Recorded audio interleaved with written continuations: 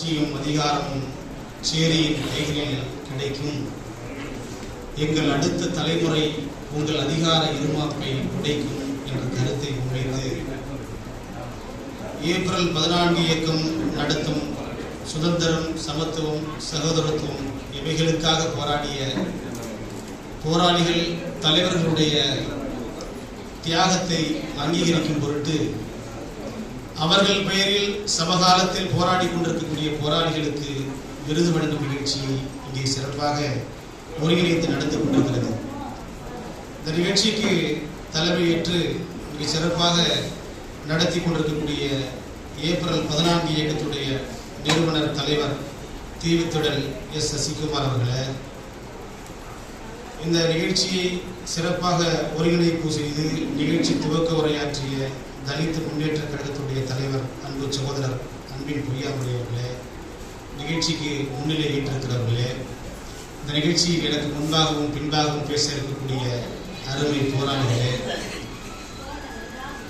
விருதுகளை பெற்று ஏற்புரை வழங்குவதற்காக இங்கே அமர்ந்திருக்கக்கூடிய பல்வேறு அமைப்புகளுடைய தலைவர்களே, பெரியோர்களே, தாய்மார்களே, உங்கள் அனைவருக்கும் நான் தலைமையேற்றிருக்கக்கூடிய நீலக்குடி நிலையத்தின் சார்பாக என்னுடைய கனிவான வணக்கங்களை தெரிவித்துக் கொள்கிறேன்.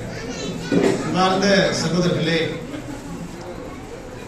வளர்ந்த அமைப்புகள் எளிய அமைப்புகளின் தலைவர்களை அறிமுகப்படுத்துவதில் அவர்களுக்கு சிக்கல்கள் இருக்கிறது. அதை செய்வதில்லை.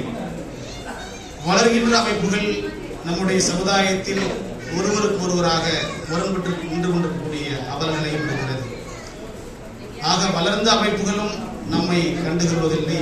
வளர்கின்ற அமைப்புகளும் ஒருவருக்கு ஒருவர் நாம் குறை சொல்லிக் கொண்டிருக்கக்கூடிய சூழ்நிலையில் நம்மையெல்லாம் இந்த சூழ்நிலையில் ஒருங்கிணைத்து விருதுகளை வழங்கி நம்முடைய உழைப்பை அங்கீகரித்த ஏப்ரல் 14 இயக்க தலைவருக்கு மீண்டும் என்னுடைய ஒரு வாழ்த்துக்களை தெரிவித்துக் கொள்கிறேன். புரட்சியாளர் அம்பேத்கர் தன்னுடைய வாழ்க்கையில் 2 வகைப்பட்ட தீர்வுகளை முன்வைத்தார். சமூக விடுதலை என்கிற பொழுது இந்து மதத்தை விட்டு வெளியேற வேண்டும் என்ற கருத்தை முன்வைத்தார். அரசியல் விடுதலை என்கிற பொழுது ஆட்சி அதிகாரத்தை நாம் கைப்பற்ற வேண்டும் என்ற கருத்தை முன்வைத்தார். உலகத்தில் உள்ள நாடுகளில் இருக்கக்கூடிய பெரும்பான்மை மக்கள் எல்லாம் அந்த நாடுகளை ஆண்டு கொண்டிருக்கிறார்கள். ஆனால் இந்தியாவில் மட்டும்தான் பெரும்பான்மை மக்கள் ஆட்சி அதிகாரத்திற்கு தொடர்பில்லாமல் இருக்கிறார்கள். சிறுபான்மை மக்கள் இந்த நாட்டில் தொடர்ந்து ஆட்சியாளர்களாக இருந்து கொண்டிருக்கிறார்கள். இது இன்று நேற்று அல்ல, 2000 ஆண்டுகளாக இந்த நாட்டின் ஆளும் வர்க்கமாக பார்ப்பனர்கள் இருந்து கொண்டிருக்கிறார்கள். பெரும்பான்மை மக்கள் அவர்களால் ஒதுக்கப்பட்டவர்களாக, அதிகாரப்பட்டவர்களாக, பண்பாட்டு ரீதியாக புறக்கணிக்கப்பட்டவர்களாக சேரியில் ஒதுக்கப்பட்டிருக்கிறோம். ஆக ஒரு வழிகாட்டக்கூடிய தலைமையில்லாத சமுதாயங்கள் எல்லாம் இந்த நாட்டை தொடர்ந்து ஆட்சி செய்து கொண்டிருக்கிறார்கள். பிற்படுத்தப்பட்ட சமுதாயத்தில் 2 தலைமுறைக்கு முன்பாக அவர்களுக்கு எந்த தலைவரும் கிடையாது. ஆனால் ஆட்சி அதிகாரத்தில் அவர்கள் தங்களுடைய பிரதிநிதித்துவத்தை பெற்றிருக்கிறார்கள். ஆனால் இந்த பட்டியல் சமுதாயத்தில், சேரி சமுதாயத்தில் இன்றல்ல, நேற்றல்ல, 2 தலைமுறை அல்ல, 4 தலைமுறை அல்ல, 2000 ஆண்டுகளுக்கு முன்பே இவ்வளவு தலைவர்கள் இருக்கிறார்கள். புத்தர் தொடங்கி இன்று தலைவர்கள் வரை, இன்றைய தலைமுறை வரை இவ்வளவு தலைவர்கள் இருக்கிறோம். ஆனால் அத்தனை பேரும் சுதந்திரத்திற்காகவும், சமத்துவத்திற்காகவும், சகோதரத்துவத்திற்காகவும் தன்னுடைய வாழ்க்கையை ஒப்படைத்துக் கொண்டவர்கள். இந்த நாட்டின் ஆட்சியாளர்கள் எப்படி அமைய வேண்டும், ஆட்சி எப்படி அமைய வேண்டும், அரசியல் சட்டம் எப்படி இருக்க வேண்டும் என்று அரசமைப்பு சட்டத்தையே உருவாக்கி கொடுத்தவர்கள். ஆக சுதந்திரம், சமத்துவம், சகோதரத்துவத்தை 2000 ஆண்டுகளுக்கு முன்பு கற்பித்தவர்கள். பகவான் புத்தரிலிருந்து புரட்சியாளர் அம்பேத்கர் வரை இந்த நாட்டை நெறிப்படுத்தியவர்கள். இந்த நாட்டின் ஆட்சியாளர்கள் எப்படி இருக்க வேண்டும், கொள்கை எப்படி இருக்க வேண்டும் என்பதையெல்லாம் சொன்ன அந்த சமுதாயத்தை சேர்ந்த நாம் இன்று சமுதாய ரீதியாக புறக்கணிக்கப்பட்டிருக்கிறோம், அரசியல் ரீதியாக புறக்கணிக்கப்பட்டிருக்கிறோம். எனக்கு முன்பாக பேசிய அந்த ஏற்போட்டு மூர்த்தி என சொன்னார் அல்லவா, வேங்கை வயல் பற்றி பேசுவதற்கு நாம் தயங்குகிறோம் என்று. சாப்பிடுகிற திருப்பதியில் சாப்பிடுகிற அந்த திருப்பதி லட்டில் மாற்று கொழுப்பு கலந்து விட்டதற்கு என்பதற்காக சிபிஐ அதிகாரிகளை அங்கே ஆய்வு செய்கிறார்கள்.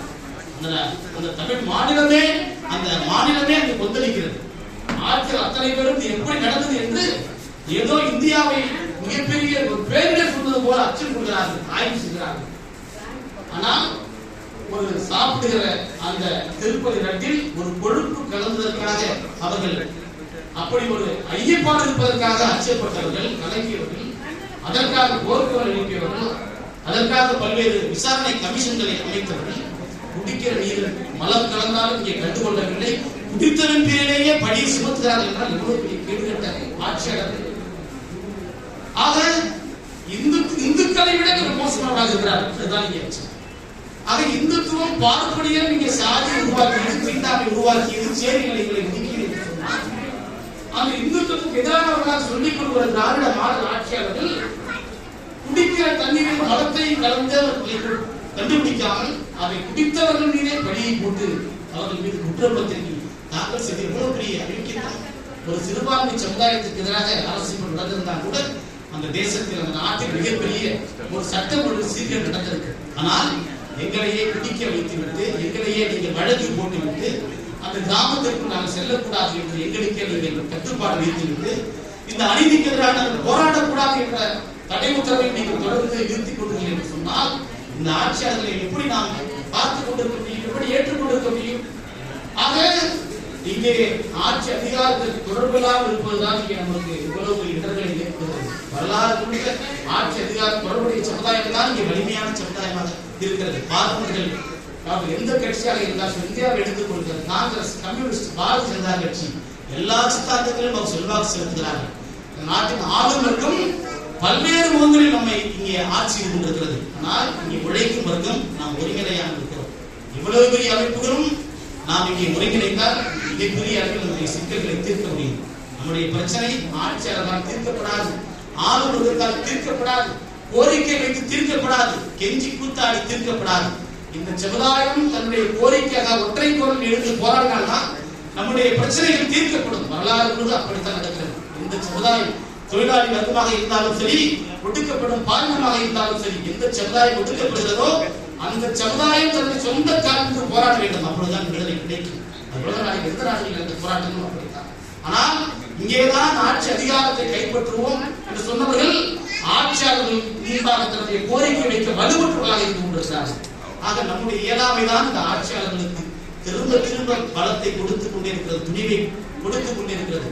ஆக கூடுகிற கலைகிற ஒரு நிகழ்ச்சியாக இந்த நிகழ்ச்சி இருக்கக்கூடாது. ஆளும் கட்சிகளால் அங்கீகாரம் வழங்கப்பட்டவர்கள், ஆளும் கட்சிகளால் விருது வழங்கப்பட்டவர்கள் இது குறித்து பேசுவதற்கு கூட துப்பட்ட நிலையில் இருக்கிற பொழுது இங்கே ஆளும் கட்சியாலும் அதிகார வர்க்கத்தாலும் தொடர்ந்து இழுத்துக் கொண்டிருக்கூடிய நாம் தான் அதற்கு தகுதி படைத்தவர்கள். ஆக இந்த கூட்டத்தின் வாயிலாக ஒரு கோரிக்கையை வைத்து நான் நடைபெறுகிறேன். இந்த விருது வழங்கும் நிகழ்ச்சியில் கூடியிருக்கக்கூடிய அத்தனை அமைப்புடைய தலைவர்களும் போராளிகளும் வழிகாட்டக்கூடிய அம்பேத்கர் தாசர் போன்றவர்களும் அன்பில் பொய்யாமணி போன்றவர்கள் எல்லாம் இந்த கூட்டத்தின் வாயிலாக எந்த வேங்கை வயலுக்கு செல்லக்கூடாது என்று இந்த மாநில அரசு, திராவிட மாநில அரசு நம்மை தடுக்கிறதோ அந்த மாநில அரசுடைய தடையை மீறி வேங்கை வயலுக்கு நாம் எல்லாம் செல்லக்கூடிய